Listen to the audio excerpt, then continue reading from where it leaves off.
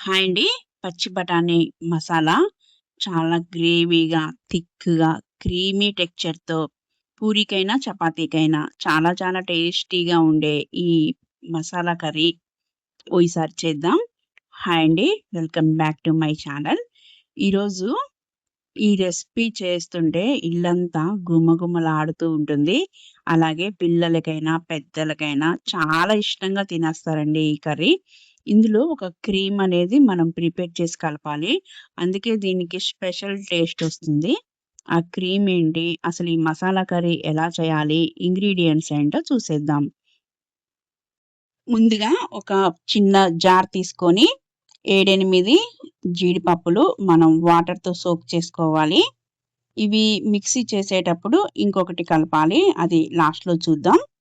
Next ఒక mixie jar తీసుకొని 2 onions big size cut చేసుకొని వేయాలి. అలాగే 2 పెద్ద సైజు టమాటాలు ఇవి కూడా కట్ చేసుకొని వేయాలి. 1/2 ఇంచు అల్లం, 4, 5 వెల్లుల్లి వీటిని చాలా మెత్తగా గ్రైండ్ చేయాలి. చాలా స్మూత్‌గా ఉండాలండి ఈ పేస్ట్.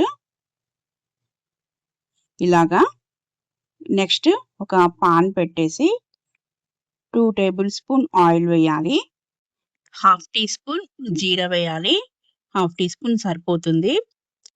నెక్స్ట్ ఇది లైట్‌గా చిటపటలాడాక ఈ పేస్ట్ వేసేయాలి.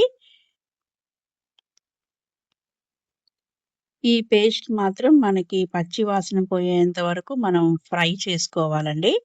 ఇది పచ్చి వాసన పోయి ఆయిల్ వస్తుంది బయటికి. అప్పటి వరకు అంటే ఒక 5 మినిట్స్ అయినా మనం సిమ్‌లో పెట్టేసి దగ్గరుండి కలపాలి. ఇలా ఇది వేగితేనే మనకి కర్రీ అనేది టేస్ట్ బాగొస్తుంది. సో, ఇలా వేయించాక ఇందులోకి సరిపడా సాల్ట్ వేసుకోవాలి.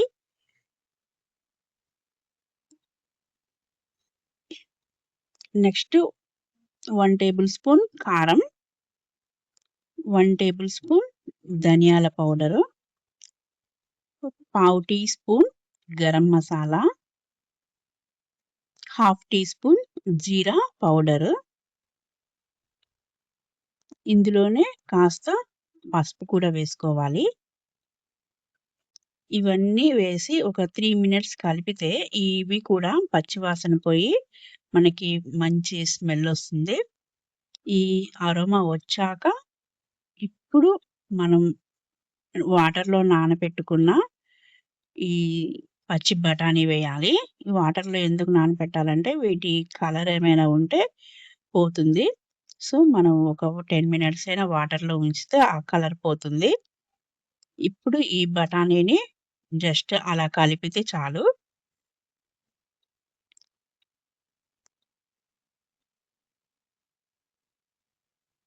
ఒకసారి ఒక హాఫ్ మినిట్ కలిపిన తర్వాత ఇందులోకి మనం సరిపడా వాటర్ పోసుకోవాలి. 2 కప్పుల వాటర్ అయితే సరిపోతుంది. ఒక కప్పు ఎవాపరేట్ అయిపోయినా ఇంకో కప్పుతో ఇది గ్రేవీగా వచ్చేస్తది కర్రీ. ఇలా వాటర్ పోసాక ఒకసారి కలిపి లిడ్ పెట్టేసి మనం దీన్ని కుక్ చేసుకోవాలి. అంటే మనకొక 5-6 మినిట్స్‌లో కుక్ అయిపోతుంది.